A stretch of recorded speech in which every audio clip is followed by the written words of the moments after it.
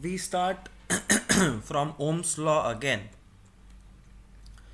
We saw in Ohm's law that as the voltage increases, the current increases.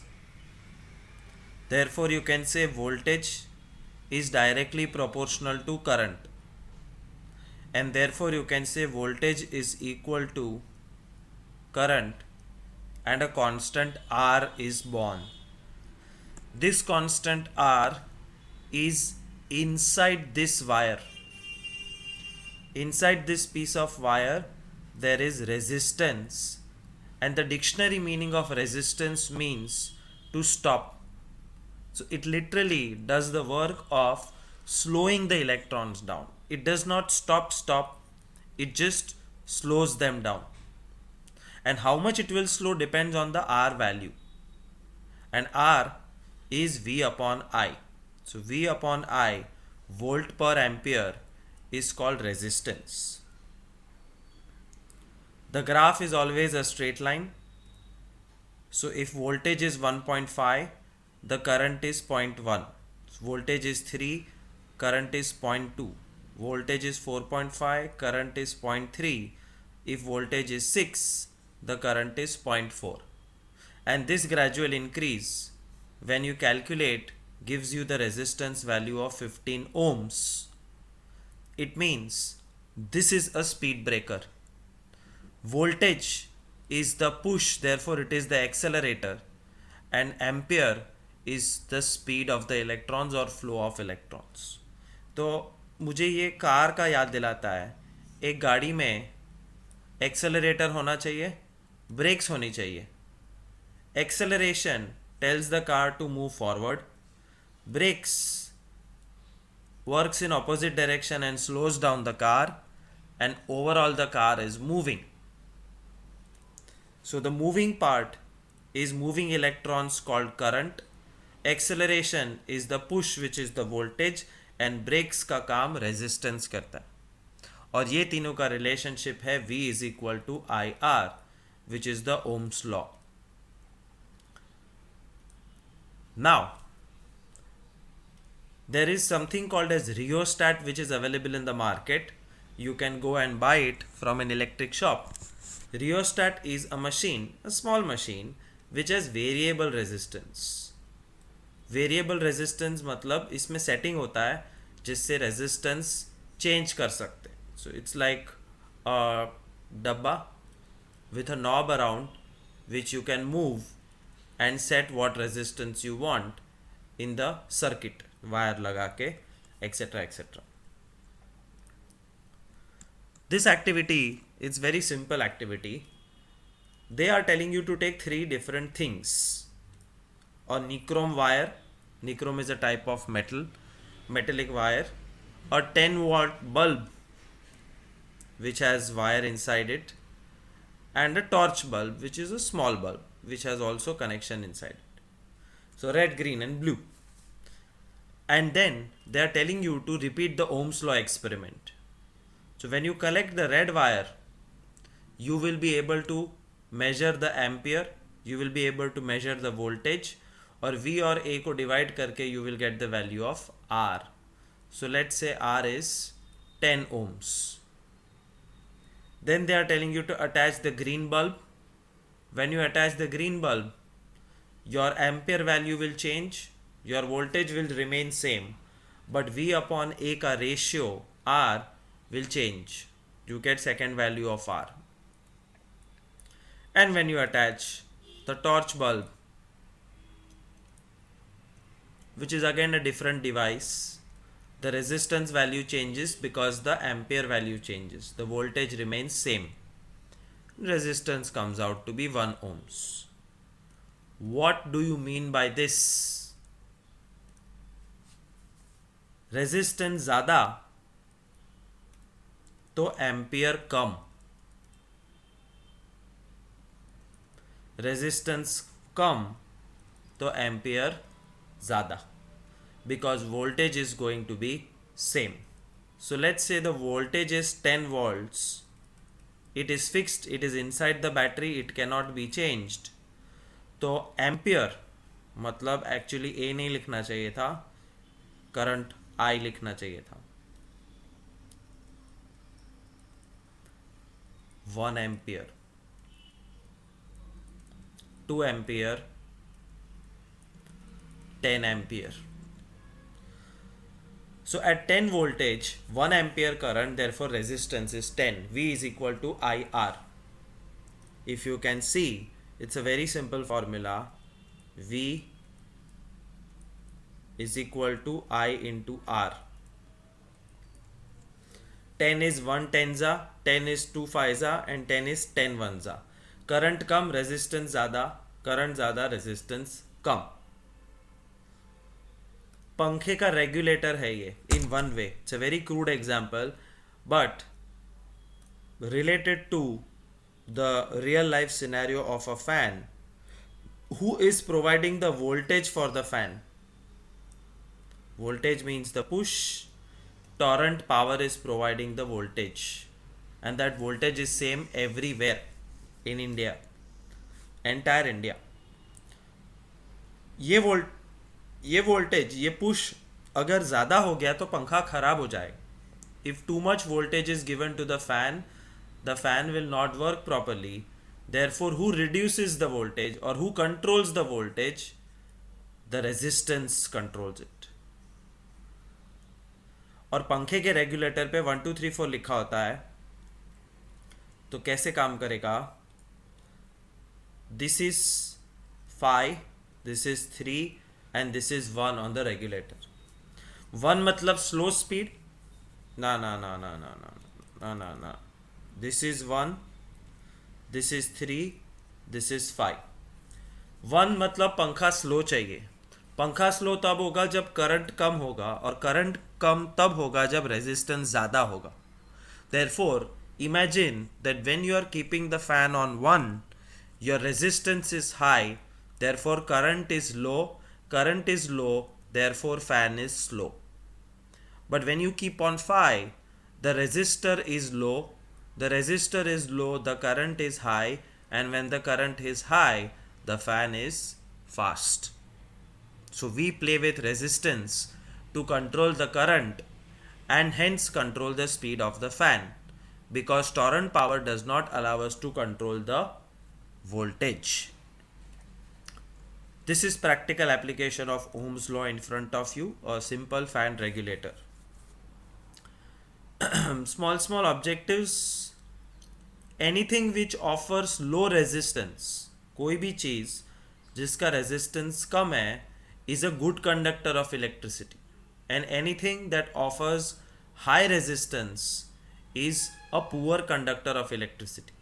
और बहुत ही ज़्यादा R है तो it's an insulator, मतलब bad conductor of electricity. तो imagine a thing like plastic और rubber.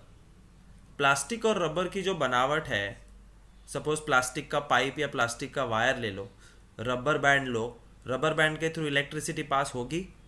नहीं, बिकॉज प्लास्टिक और रबर की जो बनावट है उसके अंदर इलेक्ट्रॉन्स का पास होना इम्पॉसिबल है.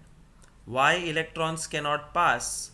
Because resistance is very very high. Why? Science में बस एक ही काम होता है. Science has led to progress of mankind, but that progress happened because of one word which scientists never left, and that one word is why. Why plastic and rubber have high resistance? तो वो why का answer अब मिलेगा from the next activity. The factors on which the resistance of conductor depends. कोई भी metal के टुकड़े का रेजिस्टेंस किस चीज़ पे डिपेंड करता है? To know this, scientists took a particular piece of wire of length L. L लंबाई का एक पर्टिकुलर पीस लिया, और A is the area of cross section, मतलब जाड़ाई, the thickness. फिर जितनी लंबाई थी उसका डबल लेंथ लिया, बट एरिया सेम A. और थर्ड वायर ऐसा लिया जिसमें एरिया डबल हो गया. You can clearly see that it's not a small round, it's a big round, it's a thick wire, but length same है, L. So technically it's like this: a piece of wire with length L and area A, एक दफ़ा length को double किया, area same रखा, दूसरे में area को double किया, साइड का एरिया, द थिकनेस, और लेंथ को सेम रखा. What did they observe in this experiment? Let's say इस टुकड़े का रेजिस्टेंस 40 ओम्स आया, तो जब लेंथ को डबल किया तो रेजिस्टेंस का आंसर आया 80 ohms. What can you conclude from this? ये एक्सपेरिमेंट से क्या कंक्लूड कर सकते हो? We can conclude that resistance is directly proportional to the length. जितनी लंबाई बढ़ेगी उतना रेजिस्टेंस बढ़ेगा. लेंथ डबल हो गई तो रेजिस्टेंस भी डबल हो गया. लेंथ ट्रिपल होगी तो रेजिस्टेंस ट्रिपल हो जाएगा. 4 3 120. दूसरी तरफ दूसरा एक्सपेरिमेंट किया, थिकनेस बढ़ा दी तो रेजिस्टेंस बिकेम 20 ओम्स. ये तो उल्टा हुआ. थिकनेस डबल हुई, रेजिस्टेंस हाफ हो गया. दैट्स उल्टा relationship which is called inversely proportional. So scientists came to a conclusion that resistance is directly proportional to length and resistance is inversely proportional to cross sectional area, मतलब side का thickness, which means resistance is dependent on two things. So R is proportional to L, R is inversely proportional to area. अगर इसको साथ में लिखे तो R is proportional to L by A. And science और maths में proportionality जब equal to बनता है तो एक कांस्टेंट लगाना पड़ता है आगे. This constant looks like a P and this is an important formula which scientist derived, and this formula tells the following story.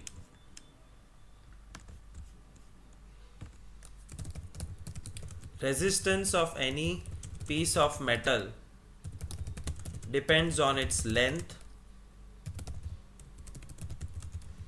cross section area and rho. Resistance depends on length, cross sectional area and the rho. ये rho क्या है? ये जो P लिखा है वो rho है. जैसे ohms का जो सिंबल है that is called omega in Latin language or Greek language. Rho is the name of this alphabet which looks like P, and this P is called resistivity. Remember, we are entering the next step. हमने अब तक Q देखा है, total charge, time देखा है, Q by T is current. ओहो, so we have seen what is Q. Q upon T is current. Current के बाद हमने देखा voltage. Voltage is work done upon column, work done upon total charge which is joule पर column वगैरह वगैरह. फिर resistance की एंट्री हुई, ओम भाई साहब आ गए, V is equal to I R हुआ, और अब R is equal to rho L by A हुआ. मतलब resistance depends on length, area and resistivity. Let's see. Resistance is directly proportional to length. Resistance is inversely proportional to area. Therefore, resistance is proportional to L by A. Therefore, resistance is equal to rho L by A, where rho is this symbol which looks like P, and it is called electrical resistivity of the material. Now you would ask me, where is rho? The rho is inside the metal. मतलब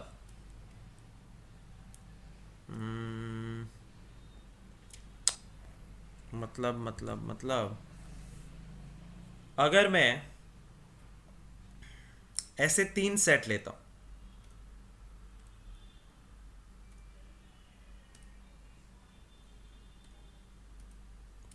I take three sets. One, the red set, it made up of nichrome. Two, the blue set is made up of copper. And three, the green set is made up of aluminium. तीनों अलग metal है, but तीनों की लंबाई same ले सकता हूँ? Of course, तो लंबाई सेम हो सकती है.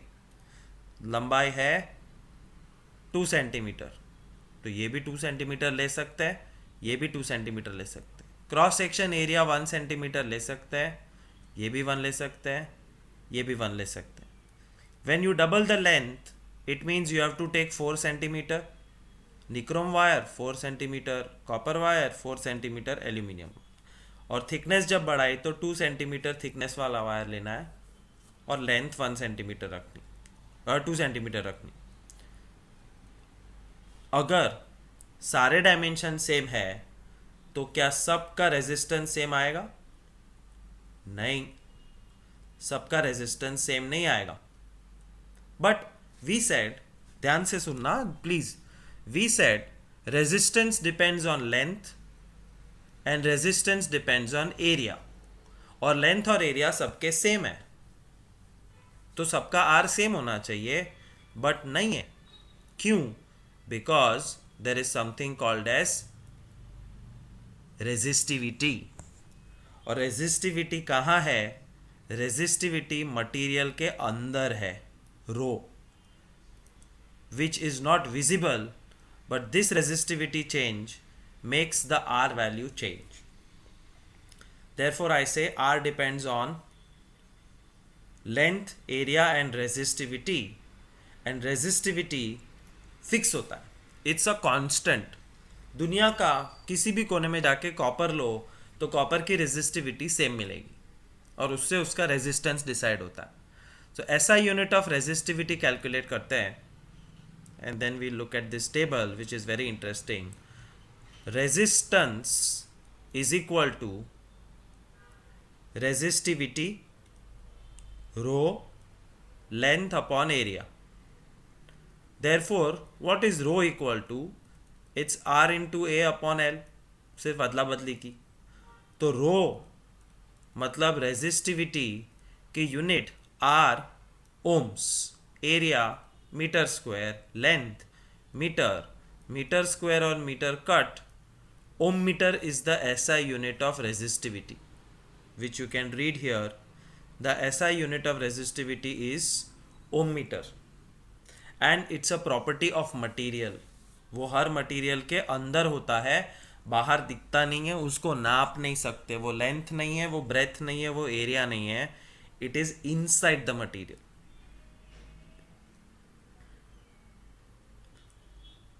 For example, look at the resistivity values of different items.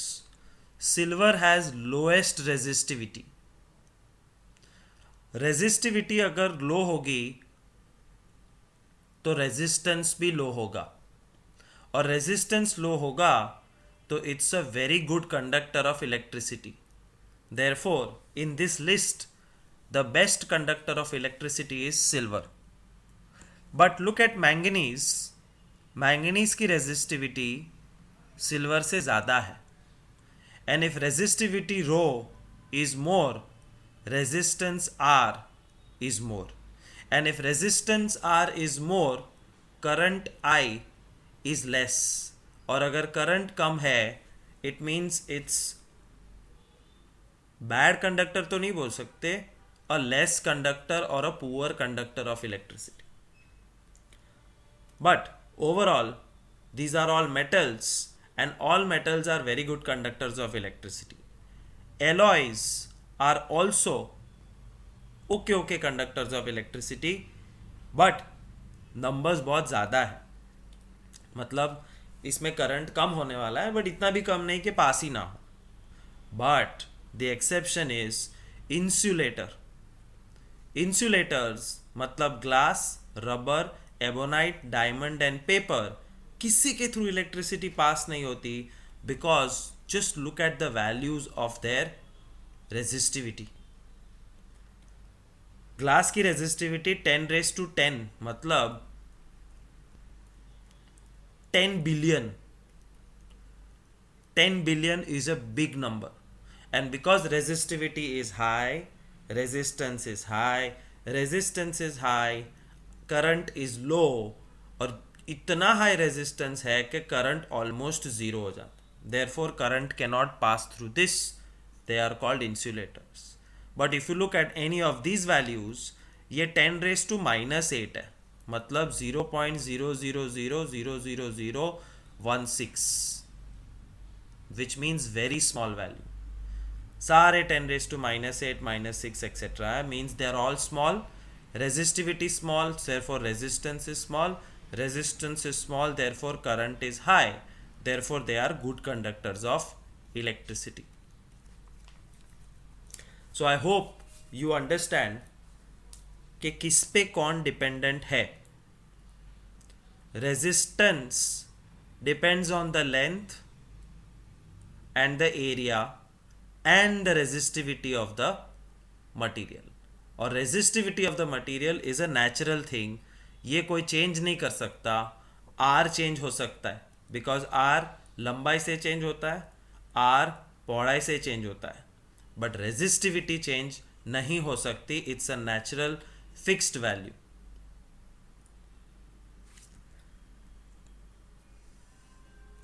Now I will show you a fantastic video which will help you to understand current, voltage, resistance, bulb.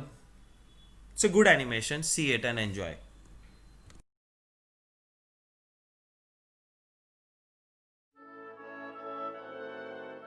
Suppose we take our circuit of a battery and a light bulb and we make it slightly more complicated by adding a switch.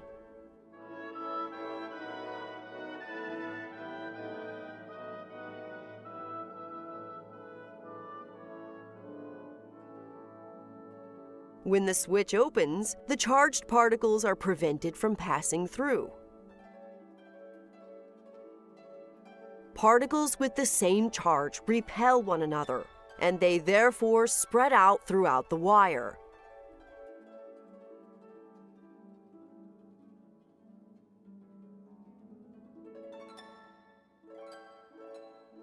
The events shown here all happen at the same time, and this is the result.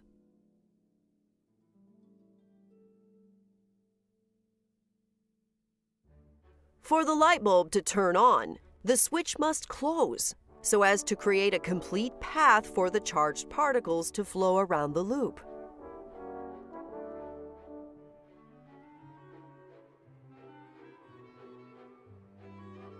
If we have several light bulbs, each light bulb can have its own individual switch.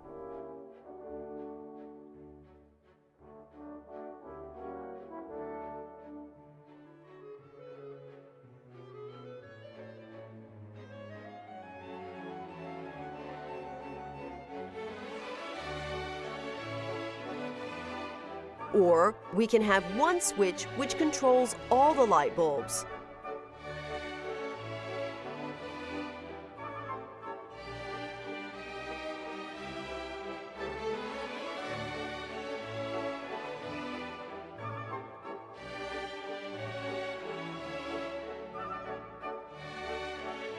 The number of charged particles that pass by each second is what we refer to as the current.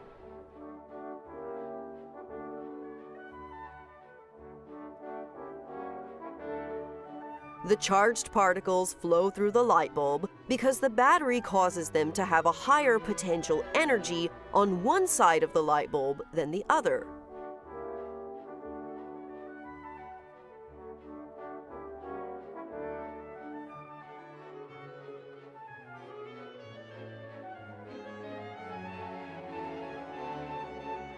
This potential energy is what we refer to as voltage.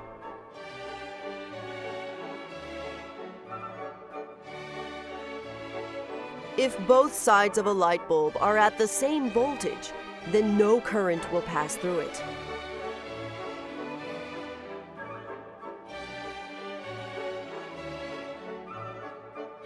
As the voltage across the light bulb increases, the amount of current through the light bulb also increases, and the light bulb produces more light.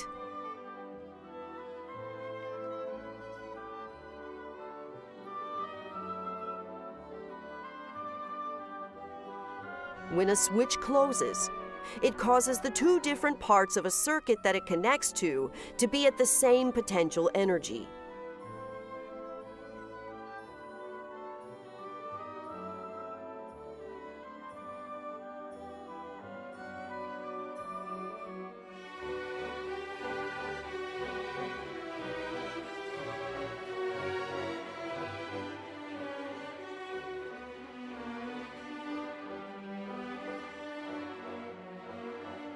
If both sides of a light bulb are at the same voltage, then no current will pass through it.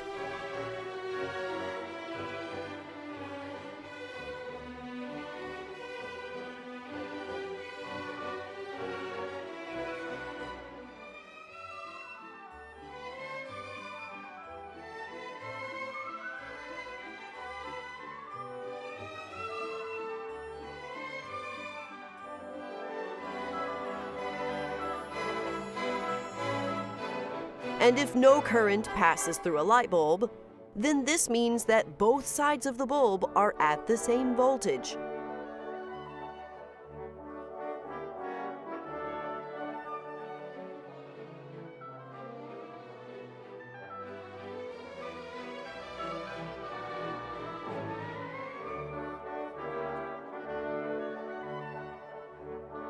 A properly working battery ensures that the difference in voltage across it is always at a specific value.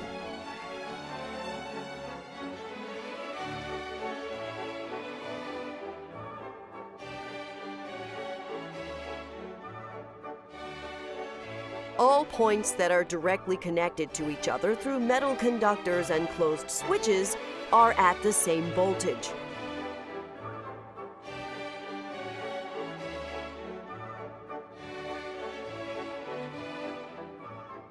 This means that if we have several light bulbs connected to a battery in parallel, the voltage across each light bulb is equal to the voltage that is produced by the battery.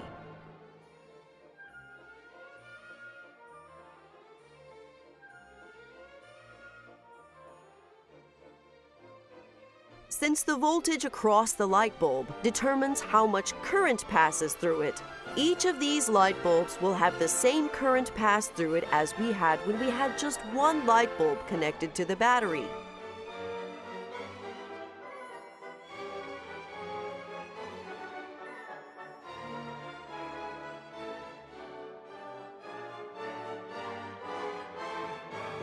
The total current drawn from the battery is the sum of all the currents drawn by each of the light bulbs.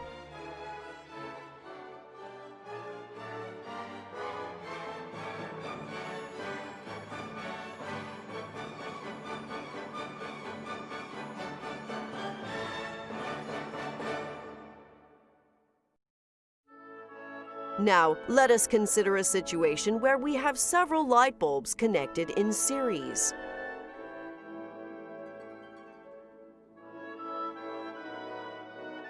Since the total voltage across the group of light bulbs is at the specific value set by the battery, the drop in voltage across each light bulb is only a fraction of this.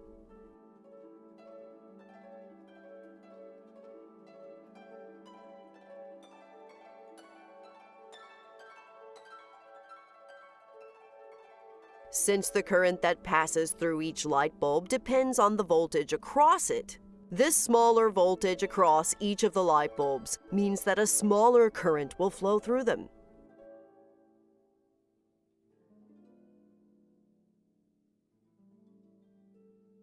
This means that the lights will not be as bright.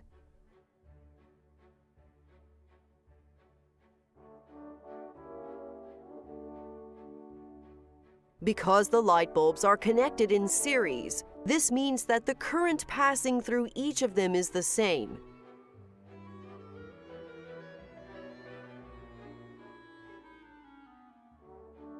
The amount of current entering always has to be equal to the amount of current exiting.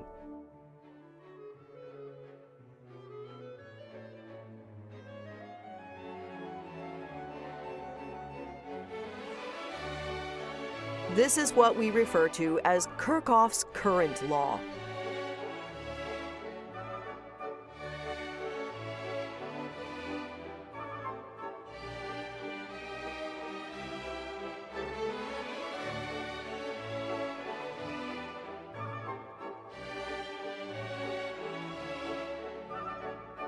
This is accompanied by another law called Kirchhoff's voltage law, which states that as we travel around a loop, the amount of voltage increases that we experience must be exactly equal to the amount of voltage drops that we experience.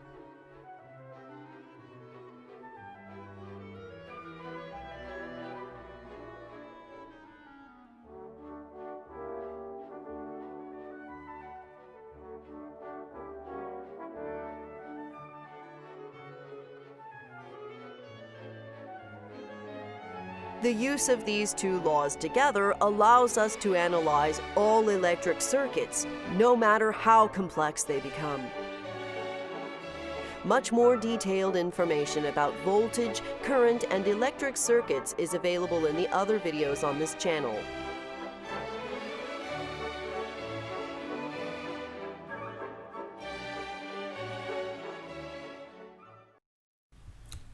Numerical, how much current will an electric bulb draw? I question mark.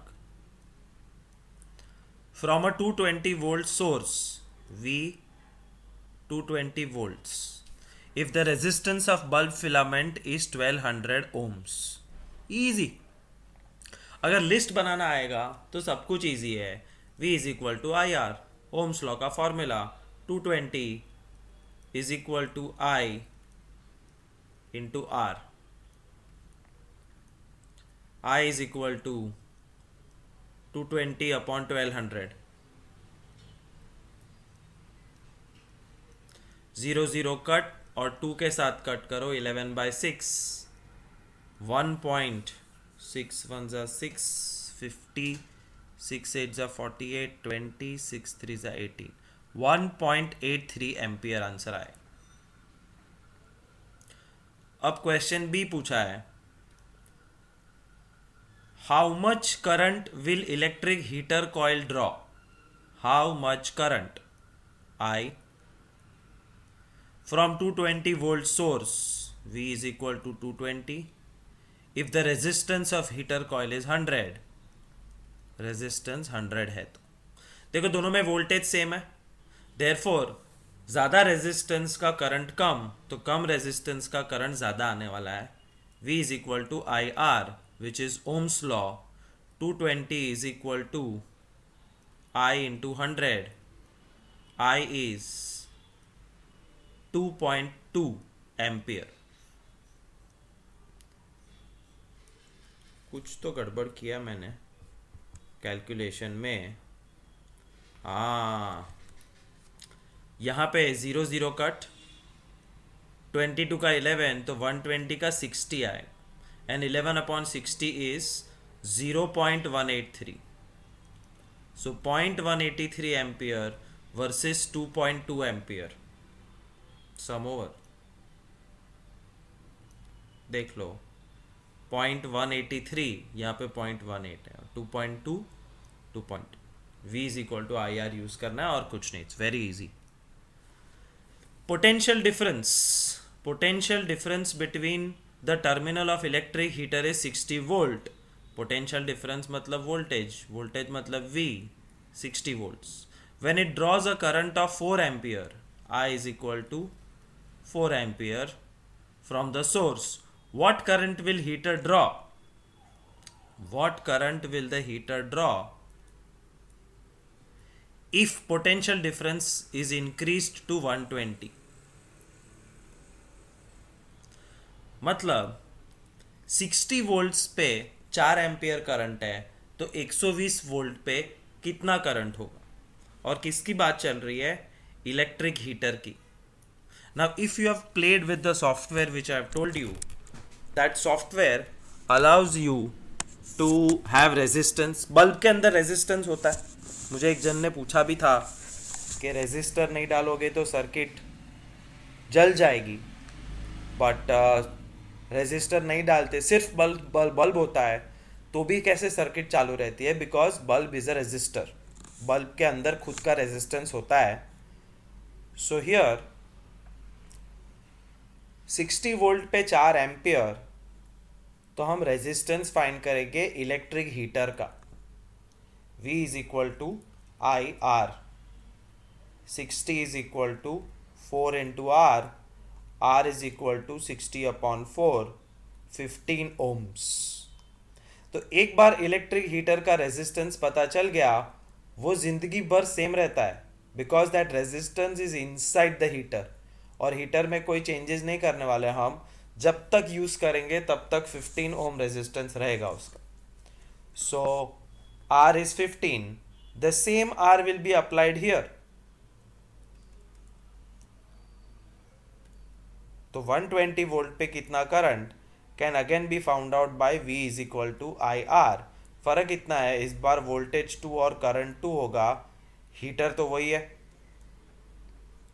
120 is equal to I two into 15.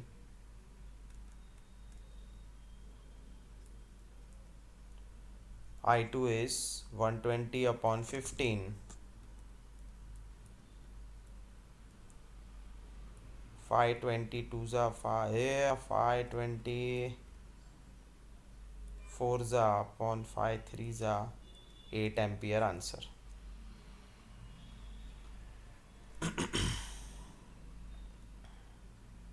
ये देखो 60 volts पे 4 ampere current, तो resistor 15 ohms, और 15 ohm resistance और voltage 120, तो current 8 ampere.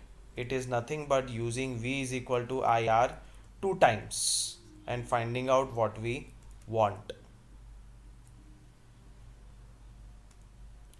Resistance of metal wire of length 1 meter, length 1 meter is 26 ohms. मतलब resistance is 26 ohms at 20 degree. Temperature का कोई काम नहीं है. If the diameter of the wire is 0.3 mm, diameter 0.3 mm, 0.3 का मतलब है 0.30 mm, और अगर डायमीटर 0.30 है तो रेडियस 0.15 mm, एंड 0.15 mm को 100 से डिवाइड नहीं 10 से डिवाइड करो तो सेंटीमीटर हो जाएगा, और 100 से डिवाइड करो तो वो मीटर बन जाएगा. Therefore radius we have to take in metre. It is 0.00015 metre. समझा? ऐसा यूनिट कोई भी साइंस के न्यूमेरिकल में speed has to be taken in metre per second, mass should be taken in kg, radius, diameter, length should be taken in meters, and resistance in ohms, etc. What will be the resistivity of the metal? Rho पूछा है, resistivity. So we use the formula. कोई बड़ी बात नहीं है. Formula is resistance is equal to resistivity L by A. Oh, cross section area नहीं दिया है. हाँ दिया ना. डायमीटर 0.30 है, रेडियस है ना. सो ध्यान से, थोड़ा डिफिकल्ट और इरिटेटिंग है. Resistance is resistivity L by A, तो resistivity is what? R into A by L. R 26 ohms, area pi R square, because wire का एरिया साइड का वो सर्कल होता है, and area of circle is pi r square upon L 1 meter, which is 26 pi r into square. That's all.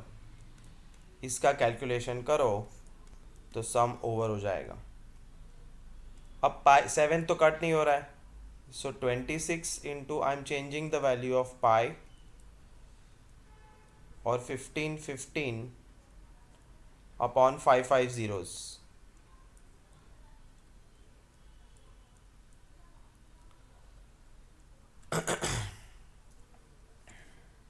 Twenty six में से 2 cut करो, 3.14 में से 2 कट करो, इसमें से 5 कट करो, 5 3 ज़ा, और इसमें भी 5 कट करो. तो 2 2 5 5 5 2 ज़ा 10, 5 2 ज़ा 10, तो 2 ज़ीरोज़ कम हो जाते हैं. तो 4 और 4 8 ज़ीरोज़ बचे. And then all you have to do is multiply 13 into 3 into 3 into 1.57 is 183.69 upon 8 zeros, which is 183.69 into 10 raised to minus 8. But standard form में करना पड़ेगा. The decimal will jump 2 times. This will become 10 raised to minus 6. This is the resistivity of the metal wire. It is difficult. You might have to see it again. साथ में लिखो तो ही समझ में आएगा. 1.8369 को राउंड ऑफ करो तो 1.84 हो जाएगा. And answer is Indeed 1.84. And nobody will show you calculations which I have shown you. So do it properly. See, resistivity is equal to Ra upon L. I had also done it, substituted the values and got the answer.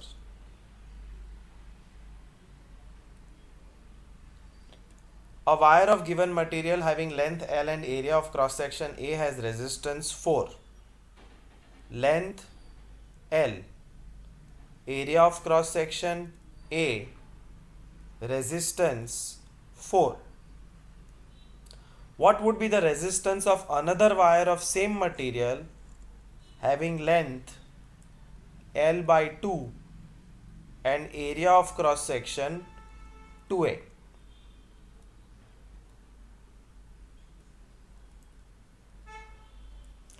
It's a theory kind of sum.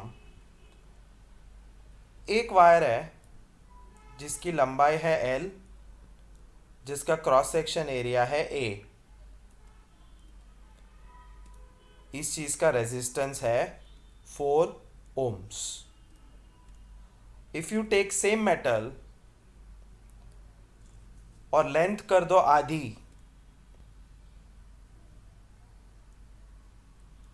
L by 2, और cross section area कर दो double 2A, तो resistance पे क्या असर पड़ेगा?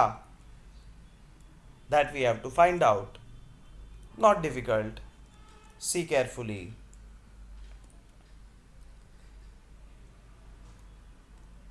R is equal to rho L by A, length 1 area 1, तो resistance 1 मिलेगा.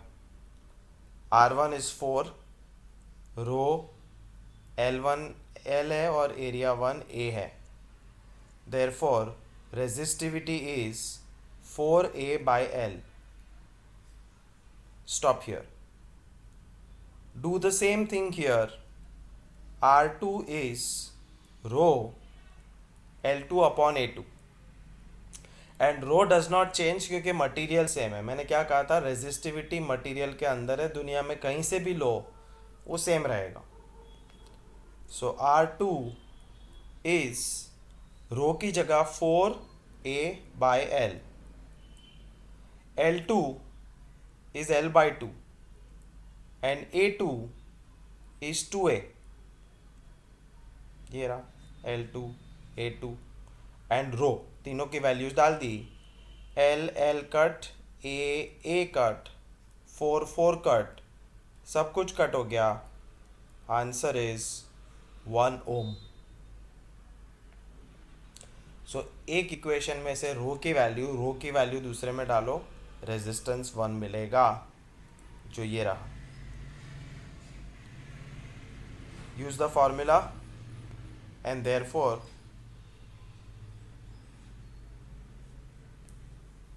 उनकी स्टाइल अलग है. If you understand this yourself well and good, otherwise do this. Both are one and the same thing.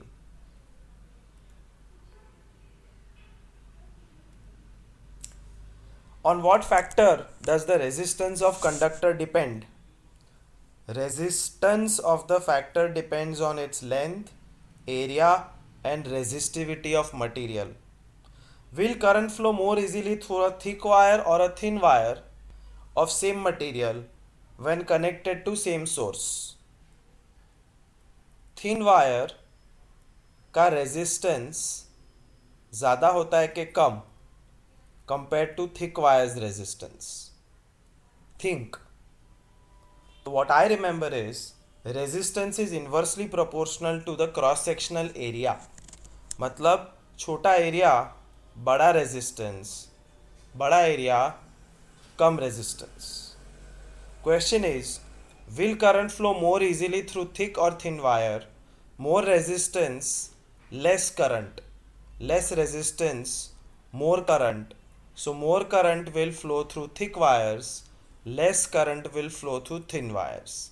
इसलिए basic logic लगाओ. दुनिया में 1000 जगह पे देखा होगा कि एक नाइट लैम्प या एक टेबल लैम्प या मोबाइल चार्जर का वायर पतला होता है, बट पूरे घर को इलेक्ट्रिसिटी सप्लाई जहाँ से होती है वो वायर अगर देखा हो तो it is thicker than your finger, it's thicker than your thumb, because thick wires can carry more current. और पूरे घर को इलेक्ट्रिसिटी सप्लाई करने के लिए ज़्यादा करंट चाहिए, इसलिए पतला वायर या जाड़ा वायर है.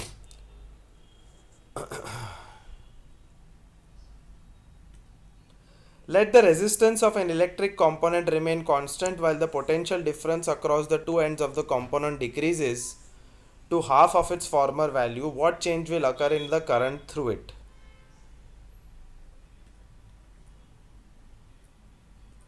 रेजिस्टेंस दोनों सर्किट में सेम है, बट वोल्टेज एक में V और दूसरे में V/2 है. What change will occur in I पे क्या असर पड़ेगा? I पे असर पड़ेगा कि नहीं पड़ेगा, because resistor is inside this piece of metal, but V और I डायरेक्टली प्रोपोर्शनल है. तो जब V है तब I है.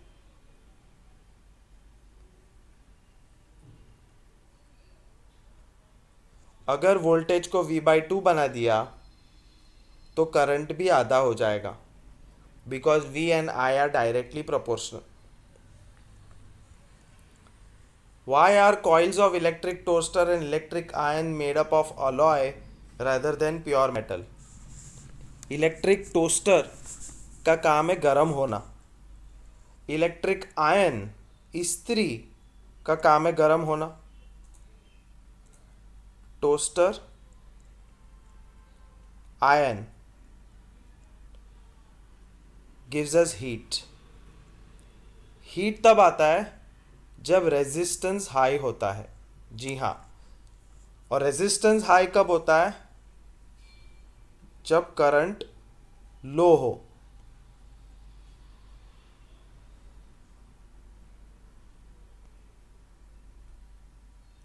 Why coils of electric toaster rather than pure metal?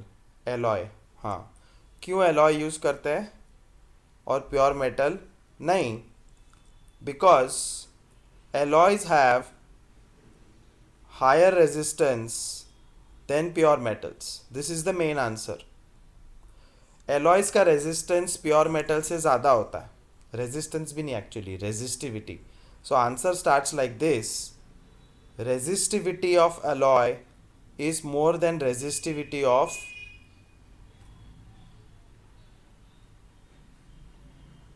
Metal. Therefore, resistance of alloy is more than resistance of metal. Therefore, current नहीं, फिर heat ले लो, heat, therefore heat is more than heat from pure metal. और हमें ज़्यादा heat चाहिए क्योंकि इस्त्री और टोस्टर है. Therefore, we use alloys.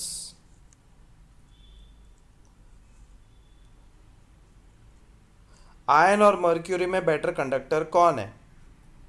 जिसका रेजिस्टिविटी कम है. तो चेक द टेबल.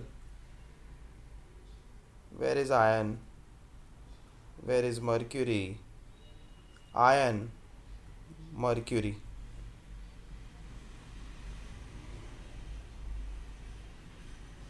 मर्क्यूरी का रेजिस्टिविटी ज़्यादा है. रेजिस्टिविटी ज़्यादा है इसलिए रेजिस्टेंस ज़्यादा है. रेजिस्टेंस ज़्यादा है इसलिए करंट कम है. Therefore iron is a better conductor than mercury. Which material is best conductor? Silver, जो हमने टेबल में टॉप पे देखा था. Series and parallel. This is all together a new topic. Series मतलब एक लाइन में 3 रेजिस्टर्स को लगा दिया. सेम पुश, वोल्टेज सेम है, सेम पुश, करंट आई,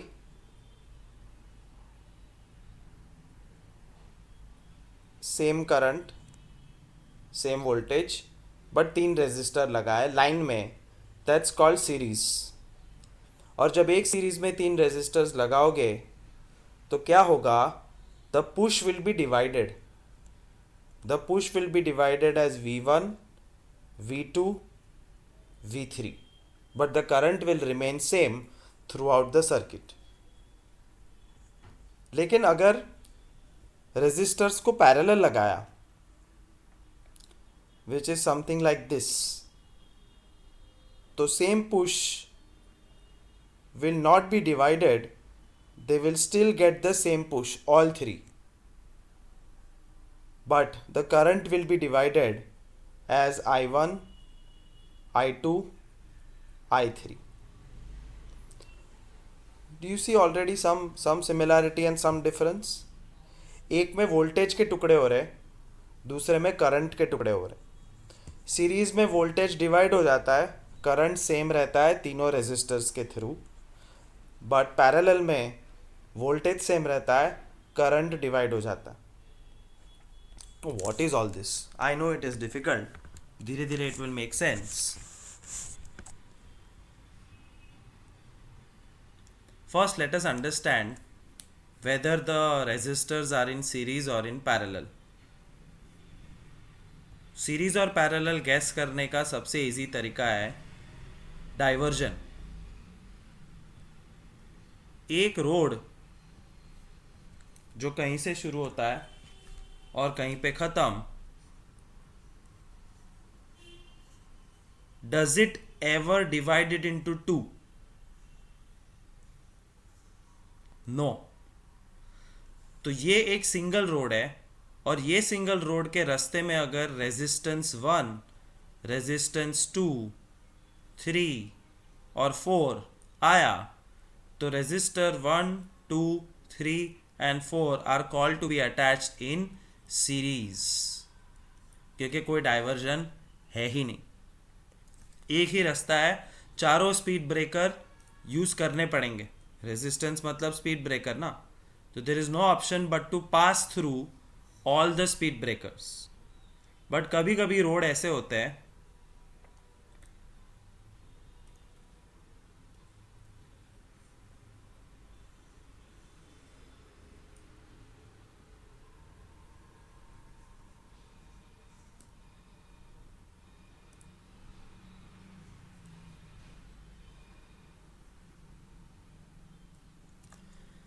अब resistance 1, resistance 2, resistance 3 and resistance 4, they are not called in series because एक रास्ता नहीं है, आगे जाके the current gets divided into two parts. Therefore कुछ करंट को 3 मिलेगा, 4 नहीं मिलेगा, और कुछ को 4 मिलेगा और आगे चले जाएंगे 3 नहीं मिलेगा। Therefore 3 and 4 are called in parallel. 3 करोगे तो 4 नहीं कर पाओगे, 4 करोगे तो 3 नहीं कर पाओगे। So 3 and 4 are called parallel because the current is getting divided. But 1 and 2 are called series because they are on the same path. Here you see resistor 1, 2, 3 all are in the same line. कैसे? The current starts from the battery, goes to the emitter. Emitter tells how much current, then it passes through this.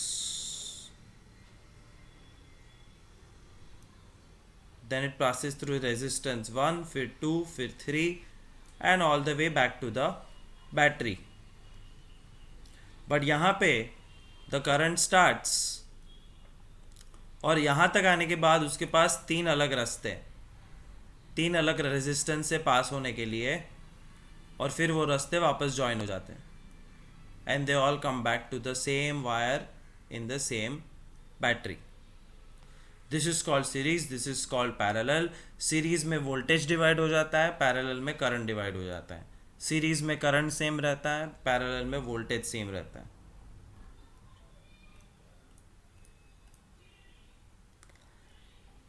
Resistors in series, अभी जो मैं कह रहा था वही, R1, R2, R3 are in a same line. So current starts from the battery, goes to the wire,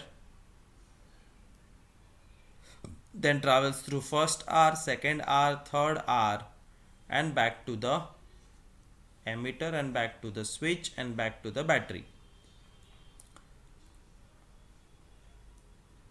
कहीं पे भी एमीटर लगाओ सेम करंट दिखाएगा, कहीं पे भी एमीटर लगाओ करंट सेम दिखाएगा, इसलिए आई।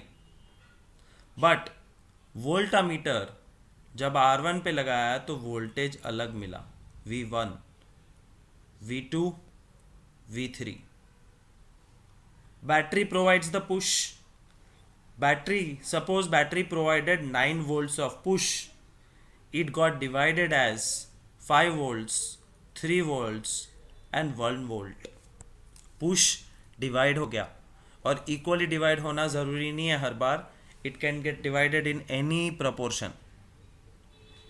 So 5-3-1 या 3-3-3 or whatever, but the fact remains, when resistors are put in series, the voltage gets divided, the current remains same.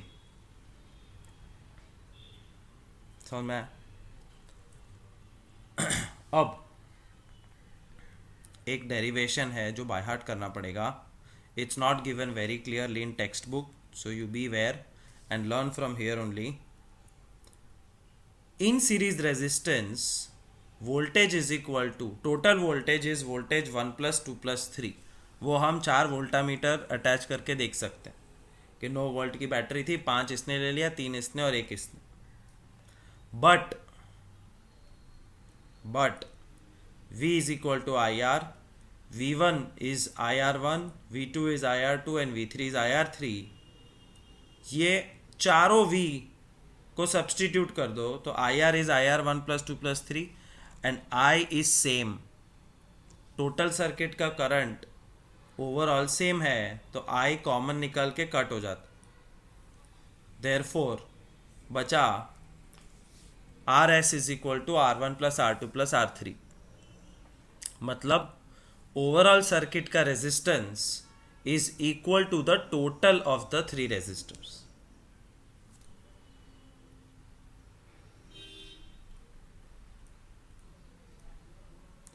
But parallel को देखो, पैरेलल में the current starts from the batteries, it goes all the way up, और जहाँ से divide होने का time आता है तो current gets divided into 3 parts. They pass through the resistor and come back to the main wire and go back to the battery. Through the switch. जब voltage measure किया तो battery was providing 9 volts and all 3 resistors were also experiencing 9 volt। Voltage change होता नहीं है, but जब current measure किया तो पता चला that what ever the overall current is, say 10 ampere, that 10 ampere is getting divided into 3 parts: 5 ampere, 3 ampere and 2 ampere. Therefore current gets divided, voltage remains same. तो current gets divided, therefore I is I1 plus I2 plus I3, 10 ampere is 5 plus 3 plus 2. But Ohm's law में I is equal to V upon R, V is equal to IR, तो I is V by R, तो I1 is V by R1, I2 is V by R2 and I3 is V by R3। चारों I को replace कर दो और चारों I को replace करने के बाद V कॉमन निकल के कट हो जाता। Therefore you get is 1 upon RP, resistance of parallel, is 1 by R1 plus 1 by R2 plus 1 by R3। मतलब overall resistance of the circuit changed. मुझे पता है अभी भी तुमको कुछ समझ में नहीं है, you can by heart this, but I know you have not understood one thing, but now I am going to explain it because your text book has absolutely no feelings for you. But जो Gujarat board की text book थी वो मस्त था। और नहीं है, उफ, bad, very bad. I don't have the presentation, I don't have Gujarat board text book also. ठीक है, उसके बगैर ही काम चलाना पड़ेगा।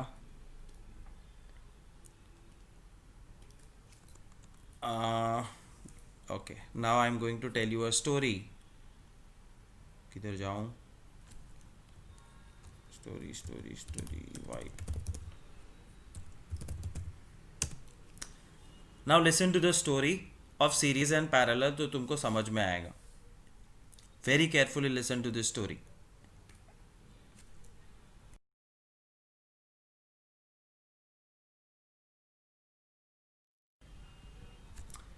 The story goes something like this. Once upon a time, Raju had a radio. The radio worked on battery or voltage, and the radio required 10 volts of push or 5 ampere current. Once upon a time, Raju either 10 volts of push or 5 ampere or current, I think हम 5 ampere current रखते, 5 ampere current चाहिए था राजू को। अब राजू जाता है market. Market में अलग अलग बैटरीज अवेलेबल है। Battery comes as 1.5 volts pencil cell. ऐसी 2 खरीदो तो 3 volts, 3 लो तो 4.5 volt, 4 लो तो 6 volts। He buys 10 batteries of 1.5 volts, तो वो 15 volt क्रिएट करता है अपना रेडियो चलाने के लिए। And then he makes a circuit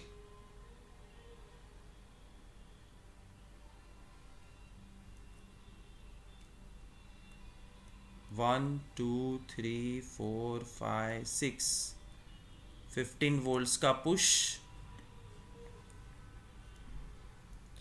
radio लगा दिया।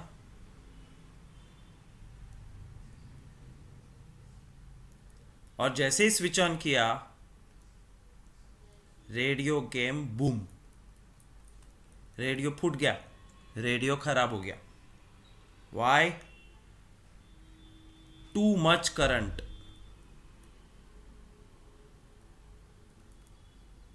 बहुत ज्यादा करंट मिल रहा है,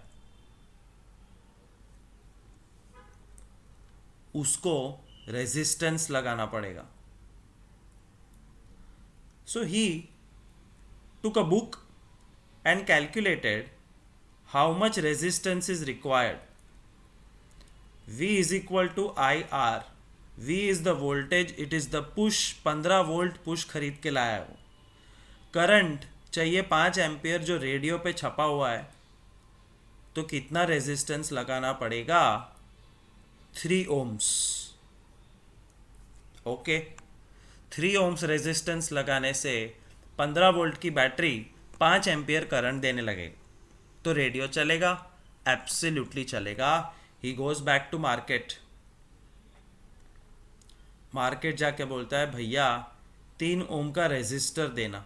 and I am going to show you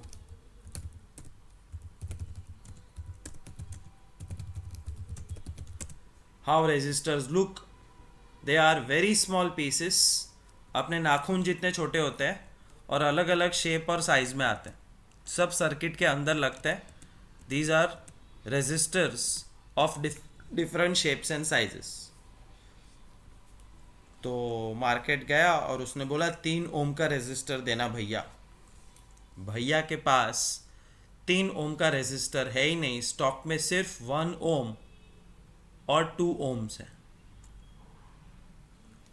तो वो क्या करता है, राजू 1 ओम का 1 ओम और 2 ओम्स का एक रेजिस्टर लेके आता है और उसको लाइन में लगा देता है रेडियो के पहले.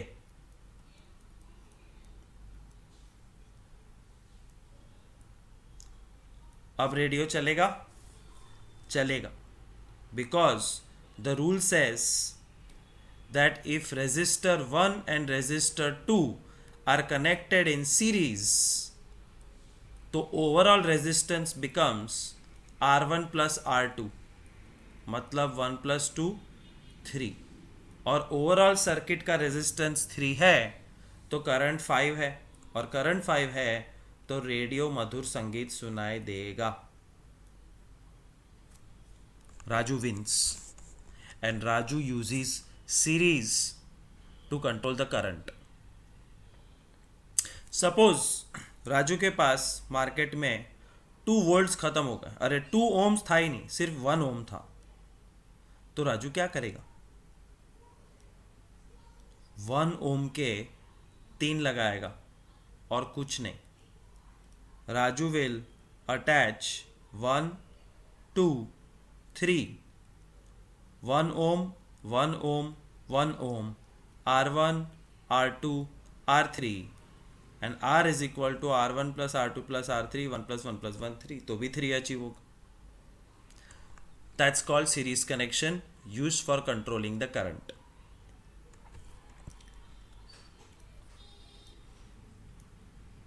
Same Raju bought a radio. Radio require 5 ampere current. Raju went to market, और मार्केट में इस बार सिर्फ और सिर्फ 1 वोल्ट की बैटरी अवेलेबल है.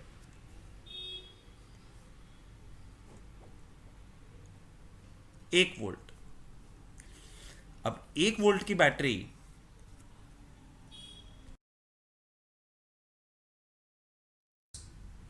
Raju buys a radio, and this time he has bought a different radio. The radio requires 6 ampere current. Raju market जाता है और उसको सिर्फ 2 वोल्ट की बैटरी मिलती है. पहले 15 वोल्ट खरीद के लाया था, अब सिर्फ 2 वोल्ट्स की बैटरी मिली है. कोई बात नहीं, राजू वो 2 वोल्ट की बैटरी लाता है और रेडियो के साथ अटैच करता है.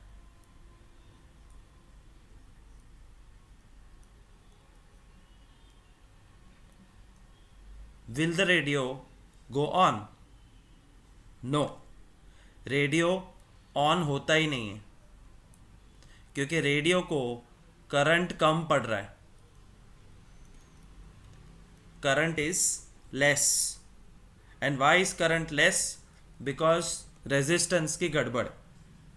इसलिए ये बेचारा राजू फिर सिर खुजाने के लिए बुक लेके बैठता है और बुक में कैलकुलेट करता है V is equal to I R. Voltage 2 है, करंट 6 एम्पियर चाहिए, तो रेजिस्टेंस कितना होना चाहिए? 2/6. So R has to be 1/3. Raju फिर मार्केट को जाता है. मार्केट में जाता है तो सिर्फ 1 ओम्स अवेलेबल है. अब राजू वापस फंस गया. उसको 1 नहीं, 1 से कम चाहिए, 0.33 चाहिए. बट मार्केट में 0.33 कोई बनाता ही नहीं. Therefore Raju is smart. Raju buys 3 1 ohm resistors and attaches to the battery. 2 volt की बैटरी में 1 2 3 उसके बाद रेडियो लगाता है. And surprisingly the radio starts to work. 1 ohm के 3 रेजिस्टर्स को ये स्टाइल में लगाने का मतलब है पैरेलल. बट 1 + 1 + 1 तो 3 होता है. मुझे तो 0.33 चाहिए, मुझे 1/3 चाहिए. वो तो पहले भी किया था, 1 + 1 + 1 3. बट बंधु, ये था सीरीज कनेक्शन. सीरीज कनेक्शन में एक लाइन में लगाते हैं, ये एक लाइन में नहीं लगाए हैं. They are in parallel connection.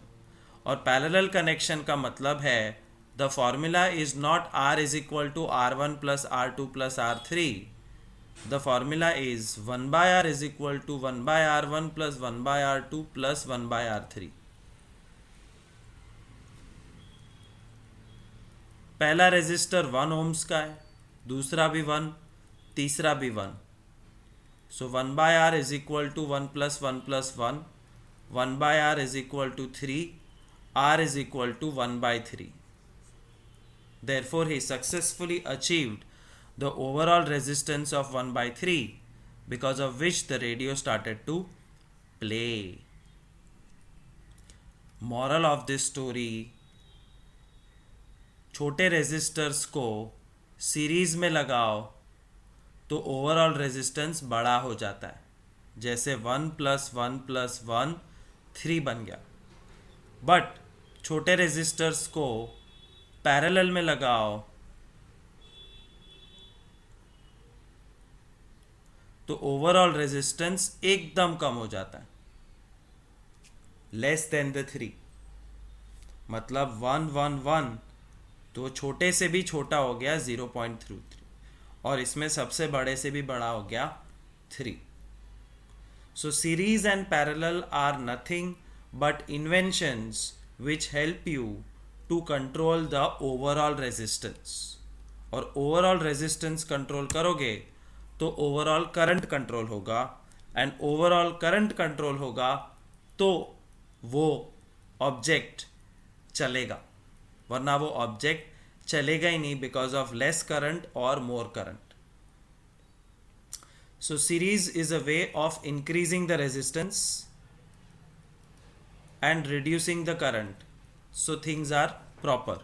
And parallel is a way to reduce resistance and increase the current, so that the overall things work. क्यों हम रेजिस्टर्स के साथ खेल रहे हैं? क्योंकि करंट का डिमांड गैजेट का है. कोई भी गैजेट उठाओ उसको अलग करंट चाहिए. हम वोल्टेज के साथ क्यों नहीं खेल रहे?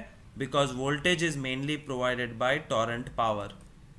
डायरेक्ट करंट में टॉरेंट पावर हम कंट्रोल नहीं कर सकते. Therefore we control R and hence control I. तो सीरीज और पैरेलल कनेक्शन समझे. आज इतना ही. Next lecture would be the last lecture where we'll do 2-3 more topics. Thank you so much.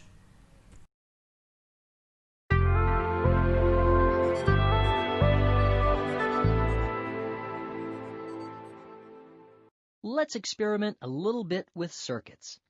As we discussed, electricity will only flow on a closed circuit such as the one shown on the screen. Notice that the electrons flow through the wire and each of the bulbs before they return to the battery. If one of the wires breaks, a gap occurs in the circuit and all the lights go out. When lights are lined up one after the other on a circuit like these lights are, it is called a series circuit. The problem with a series circuit is that when one light burns out and its filament breaks, it creates a gap in the circuit. All the lights go out because electricity won't be able to flow to the other bulbs. This problem can be solved with a parallel circuit. In a parallel circuit, the wires that are connected to light bulbs run parallel to each other rather than having all the bulbs in a row. This means that one light can burn out or be removed, and the other lights on the circuit will stay lighted. For example, if we remove the light that is closest to the battery, the other two lights don't go out because each light is connected in a way that the electrons have a complete path to travel to the positive side of the D-cell battery. Now let's practice what we've discussed about circuits with an activity.